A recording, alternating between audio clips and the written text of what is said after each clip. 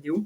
Aujourd'hui, je vais vous faire une vidéo d'allemand, donc une autre vidéo d'allemand, sur le thème un petit peu du monde fantasy et du rêve, donc du rêve, de la fantaisie, de la réalité.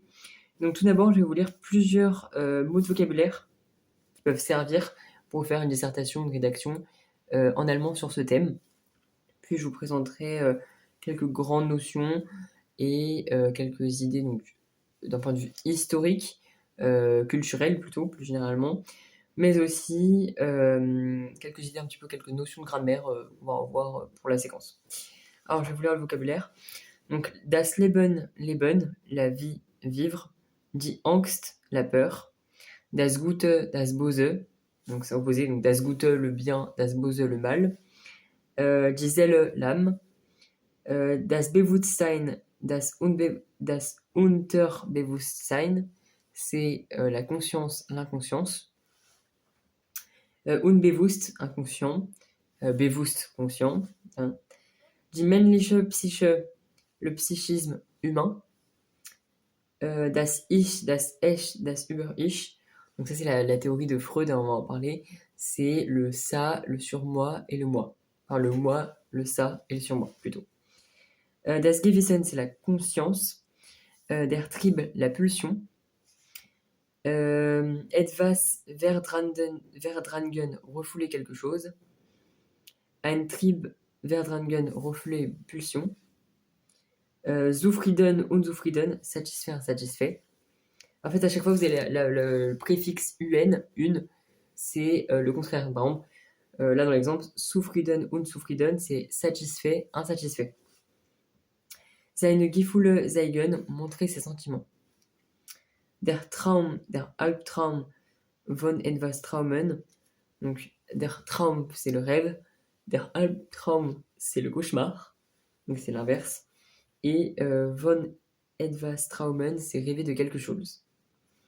Der Wunsch, c'est le souhait. Sich etwas wünschen, c'est souhaiter quelque chose. Enfin, souhaiter dans le sens désirer. Etwas ausleben, vivre quelque chose à fond, donc au maximum, profiter. Der verborgene verschlüsselte Inhalt, le contenu caché, codé, isolé. Die Botschaft, le message. In einem Traum, Albtraum erscheinen, apparaît dans un rêve, un cauchemar, donc on a l'impression on apparaît, qu'on joue un rôle un petit peu dans un rêve ou dans un cauchemar. Etwas jemandem entsprechen, donc c'est correspondre à quelque chose ou à quelqu'un. Etwas erkennen, reconnaître, discerner quelque chose. Etwas prägen, caractériser, marquer quelque chose. Etwas jemanden beeinflussen, influencer quelque chose ou quelqu'un. Etwas deuten, die Deutung, interpréter quelque chose, l'interprétation. Etwas bedeuten, die Bedeutung, signifier quelque chose, la signification. En fait, à chaque fois, vous avez le contraste entre soit un mot et son opposé, ou alors le contraste entre le nom commun, ou nom propre, enfin, généralement c'est plus le nom commun, et le verbe. Ensuite, es war einmal, il était une fois. Das Märchen, Märchenhaft, le conte fabuleux, merveilleux. Märchen erzählen, raconter des contes. Donc ça fait un peu, on va dire un approfondissement en raconter des contes, enfin une mise en abîme des contes quand on raconte des contes. Mais voilà, c'est le fait de d'énoncer, de raconter entre guillemets l'histoire des contes. Unwahr, faux. Unwahrscheinlich, improbable. Donc ça se rejoint. Unglaublich, incroyable. Eindeutig, explicite, indiscutable. Das Glück, le bonheur, la chance. Donc c'est pas quand on dit viel Glück, enfin du coup Glück, excusez-moi. C'est on vous souhaite beaucoup de chance. Par exemple, quand on dit on vous souhaite une très bonne année, ainsi on dit viel Glück, bah, c'est en fait très bonne année et plein de réussite, plein de chance en fait, plein de succès dans ce que vous allez accomplir. Die Not, la détresse. Ein glückliches Ende, une fin heureuse. Die Stiefmutter, c'est la belle-mère. Ensuite, donc il y en a encore, à chaque fois en fait c'est par thème, en fait c'est dans ce grand thème un petit peu du rêve, de la réalité, de la fiction, en allemand. Voilà, vous avez différents, donc que ce soit des verbes, des adjectifs, des noms communs, et cetera, donc différentes entre guillemets «extensions du nom», on pourrait dire, masculines ou féminines, de différents thèmes et de différents niveaux aussi. Vous avez des mots qui sont niveau A1, A2. Voilà, on va être plus sur du A2. Et il y a certains mots qui sont même catégorie B1, voire jusqu'à B2. Donc c'est normalement le niveau qu'il faut attendre en anglais et en allemand en fin de cycle de terminale. En tout cas, donc les autres vocabulaires, die Heldin, c'est l'héroïne. Et après, vous avez aussi, par exemple, là, die Heldin, ça serait die Heldinnen au pluriel, les héroïnes. Donc, vous avez aussi vous avez la forme singulière au pluriel, enfin singulier au féminin, enfin masculin au féminin, singulier au pluriel. Voilà. Ein Vorbild sein, être un exemple. Die Vorstellungen, die Vorstellung der Frau, la représentation de la femme. Sich etwas vorstellen, se représenter quelque chose. Die weibliche Figur, la figure féminine. Jemanden bedrücken, oppresser quelqu'un. Jemanden unterdrücken, soumettre, dominer quelqu'un. Jemanden ausbeuten, exploiter quelqu'un. Sich émancipieren, s'émanciper. Donc là, c'est l'idée un peu de partir, de fuir, mais pas forcément négativement, juste de s'émanciper. Donc là, ça se rejoint à ma vidéo précédente sur le voyageur, mon livre, qui est là. C'est voilà, l'idée de s'émanciper, un petit peu de s'éloigner de sa vie, du quotidien et de profiter. Donc c'est lié, entre guillemets, le voyageur, voilà, c'est lié à l'idée d'émancipation, du rêve, etc., du voyage un peu dans les rêves. C'est cette idée-là aussi que je fais paraître à travers mon livre. La seule différence, c'est qu'à travers mon livre, on est vraiment centré sur les voyages en tant que tel. Il y a quelques idées d'interprétation qui peuvent être liées au thème d'allemand. Mais bon, voilà, c'est une petite différence. Voilà pour cette petite parenthèse. En tout cas, les autres mots, on a Lebensklug, sage, avisé. Mutig, courageux, courageuse. Schlau, maligne, astucieuse. Die Tungen, la vertu. Bon, il en reste encore 5-6. Das Opfer, la victime. Die Eigenschaft, le trait de caractère. Die Wirklichkeit, die Realität realistisch, réelle. Donc c'est la réalité réelle, réaliste. Donc en fait, à chaque fois, c'est différents mots de la même famille. Donc ça, c'est la réalité. Et comme synonyme, entre guillemets, on pourrait dire donc la vérité, tout ce qui est vérité, vrai, véritable. Donc die Wahrheit, wahrhaftig, wahr. En fait, si vous voulez, die Wirklichkeit, c'est la réalité, donc le nom commun. Die Wahrheit, la vérité, également le nom commun. Die Realität et wahrhaftig, c'est... Enfin, realistisch, wahrhaftig, c'est réaliste, véritable, donc l'adjectif. Et autre adjectif, wahr et réel pour réel et vrai. Die Fantasie, donc en fait il y a Fantasie, F-A-N-T-A-S-I-E, et j'ai Fantasie, P-H-A-N-T-A-S-I-E, donc c'est les deux formes d'écriture, enfin, deux formes d'orthographe, c'est l'imagination. En fait, la fantaisie dans le sens l'imaginaire, l'imagination. Etwas verbergen, cacher, dissimuler quelque chose. Lügen, jemanden anlügen, die Lüge. Donc c'est mentir à quelqu'un, le mensonge. Voilà pour toute cette page de vocabulaire.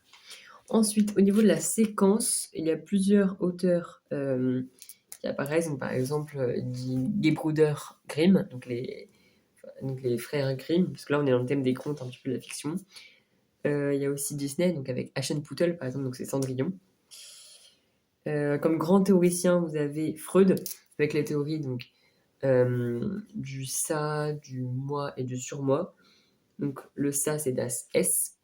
Le moi, c'est das Ich. Ou le surmoi, das Über-Ich. Über-Ich, surmoi.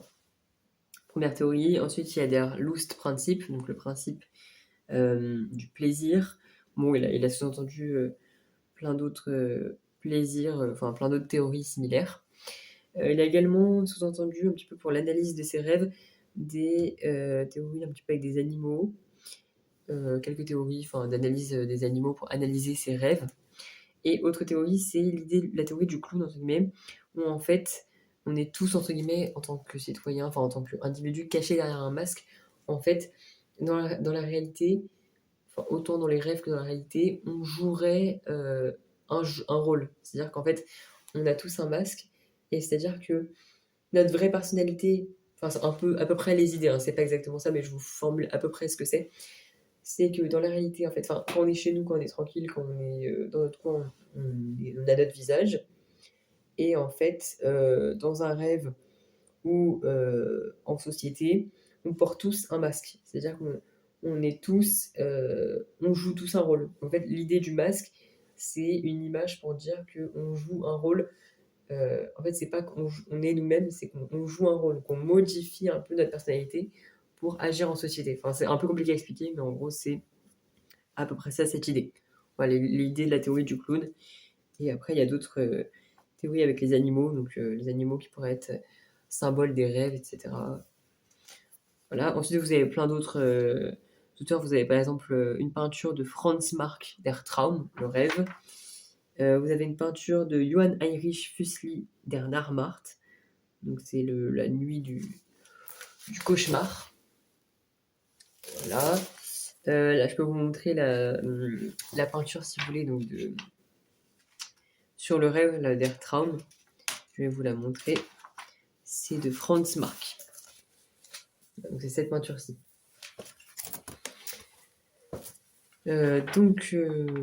Voilà. Après, vous avez plein d'autres textes, hein, évidemment. En fait, voilà. Ce qu'il faut savoir, c'est un point de vue culturel pour ce chapitre. Vous avez autant des textes que des œuvres, que des théories.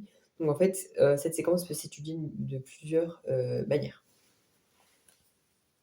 Et donc, voilà, dans ce thème un petit peu de réalité et de rêve, il faut distinguer die Realität, donc la réalité, avec der Traum, le rêve. Et l'entre-deux, c'est die Grenzone, donc c'est à moitié la réalité, à moitié le rêve. Vous savez, parfois, on est totalement dans un rêve quand on dort ou quand on est vraiment en train de rêvasser.